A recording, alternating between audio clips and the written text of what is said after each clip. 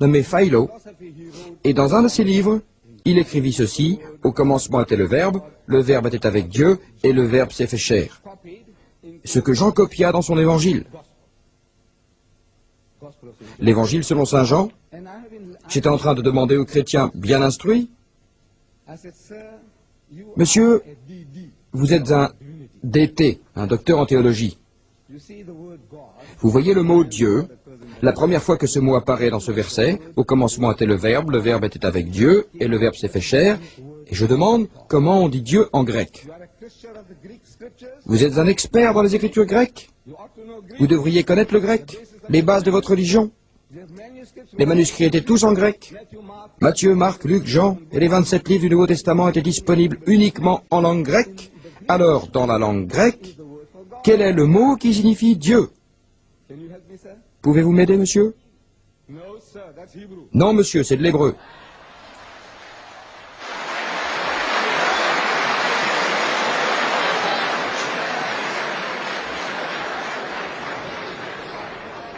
Vous voyez, quelqu'un est en train de s'énerver. Si vous applaudissez, il va être en colère. Il va perdre le contrôle de lui-même. S'il vous plaît, soyez simple. N'applaudissez pas trop, parce que dans les 10 minutes à venir, on ne veut pas de feu d'artifice ici. Nous avons besoin de paix et de calme. Le mot est Thios. Thios. Ce mot en grec signifie Dieu, et l'autre mot là, c'est Hotios. Et Hotios signifie le Dieu. Maintenant, selon les règles linguistiques des langues occidentales, les noms propres commencent par une lettre majuscule. Les noms propres. Alors que les noms communs s'écrivent avec des lettres minuscules. Nom propre, des majuscules. Nom commun, des minuscules, pour le mot Dieu. Alors ici, dans la traduction, vous avez Dieu avec une lettre majuscule. D'accord, c'est votre système. En hébreu et en grec, il n'y a pas de choses telles que les lettres majuscules et les lettres minuscules. Et en arabe non plus, il n'y a pas de lettres majuscules. Mais dans votre système de langue, vous avez la majuscule et la minuscule. Donc là, le mot « le Dieu » signifie Dieu Tout-Puissant, alors nous avons des lettres majuscules. Dieu. Dieu. Et le Verbe était Dieu. L'autre mot en grec, monsieur, est tantios. Tantios en grec signifie un Dieu. Donc un Dieu devrait s'écrire avec un D minuscule, selon votre système. Un Dieu veut dire n'importe quel Dieu. Ici, ce n'est pas un nom propre. Je vous demande maintenant pourquoi vous avez mis un D majuscule, la deuxième fois. Allez, expliquez-moi ça. Vous trompez quelqu'un. La première fois, le D majuscule était valable, acceptable. La deuxième fois, ça devrait être un D minuscule. Pourquoi avez-vous mis un autre D majuscule? Vous avez ainsi créé une signification différente pour insinuer que c'est Dieu Tout-Puissant. Un Dieu signifie n'importe lequel. Dans le livre des Corinthiens, vous lisez « Et le diable est le Dieu de ce monde ». Il est le Dieu. Hatios en grec. Mais vous lui donnez un D minuscule, et je voudrais savoir pourquoi. Si c'est Hatios, le Dieu, selon votre système, monsieur, vous, les gens bien instruits, devez mettre un D majuscule pour le Dieu. Et le diable. Mais non. Vous jouez à votre aise dans ces manuscrits. Vous les traduisez comme bon vous semble. Et dans l'Ancien Testament, Dieu Tout-Puissant parle à Moïse et dit « Vois, je te fais Dieu face au Pharaon. Je te fais Dieu. J'aimerais savoir maintenant pourquoi c'est noté en lettres minuscules. Le diable devrait prendre un D majuscule. Moïse devrait avoir un D majuscule. Et vous leur avez donné des D minuscules. D'où prenez-vous les D majuscules et les D minuscules? Pas en hébreu ni en grec. C'est tout simplement ce à quoi vous voulez. Croire et faire croire aux gens, ce n'est pas une traduction fidèle. Donc, je le dis encore une fois, dans les mots de Jésus, ce n'est pas la parole de Jésus. Que dit Jésus? Jésus dit, « Mon Père est plus grand que... » Je le cite. « Mon Père est plus grand que moi. » Plus loin, il dit, « Mon Père est plus grand que tout. » Plus loin, il dit encore, « De ma propre personne, je ne peux rien faire. Je cite, monsieur. Ce que vous étiez en train de citer, c'était les Hébreux, les Philippiens. Qu'est-ce que c'est? Les Galates, les Corinthiens, les Thessaloniens. Qui est-ce? Jésus? Non, c'est Paul. Je voudrais savoir ce qu'a dit mon maître Jésus.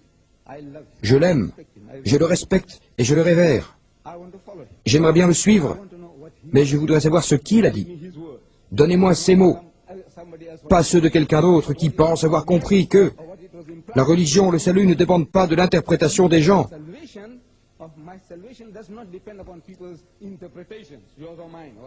Vous ou moi ou qui que ce soit d'autre, je voudrais savoir ce que le maître a dit. Il a dit, les mots que je vous dis ne sont pas les miens, mais le Père qui m'a envoyé m'a chargé de transmettre un commandement de ce que je devrais dire. Et ce qu'il a dit était la vérité. Ce que Jésus a dit était la vérité. Peut-être comprenez-vous les choses différemment, mais je suis préparé à... Je mettrai mon cou sur la guillotine, coupez ma tête si vous le voulez, mais montrez-moi l'autorité de Jésus. Ce que Jésus dit, je suis Dieu, ou adorez-moi. Et vous savez quoi? Vous allez voir pendant les 10 dernières minutes. Je parle dans un anglais très simplifié, je parle dans un anglais de base. Je veux la parole de Jésus. Où Jésus dit-il, j'espère que vous comprenez tous mon anglais, où Jésus dit-il, je suis Dieu, où Jésus dit-il, adorez-moi. J'espère que vous allez vous souvenir de cela pendant les dernières 10 minutes qui resteront au pasteur. On verra bien s'il sera capable de me citer, de me montrer un verset où Jésus dit qu'il est Dieu, ou demandant au peuple de l'adorer. Il n'en trouvera pas, car mon cou est sous la guillotine.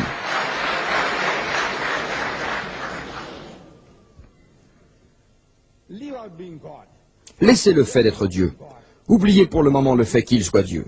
Écoutons Jésus et son humilité. Dans Saint Matthieu, chapitre 1, versets 16 et 17. Et voyez-vous, quelqu'un s'approcha de lui et lui dit à Jésus, « Bon maître,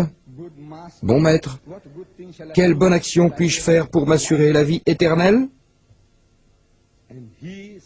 Et il lui répondit, Jésus lui répondit, « Pourquoi me qualifies-tu de bon? Pourquoi me dis-tu bon?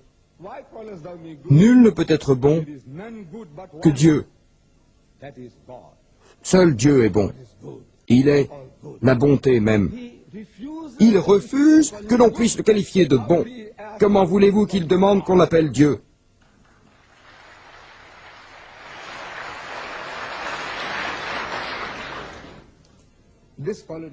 Cette qualité de bonté, je pourrais dire un bon pasteur. Et avec humilité, le pasteur dira, « Non, je ne suis pas si bon, car j'ai de nombreux défauts. » Vous dites par exemple, « Monsieur Didat, vous êtes un homme très bien, et moi je dis non. » Non, s'il vous plaît, ne me dites pas ça, j'ai beaucoup de défauts. Par humilité, nous faisons ça. Mais si Jésus était Dieu, c'est de l'hypocrisie. Dieu est bon. Et s'il est Dieu, alors j'accepte ce que vous me dites. Mais étant un homme, il a le droit de dire, « Pour quelle raison me traitez-vous de bon ?» Vous savez, toute la bonté est en Dieu. Il est toute la bonté.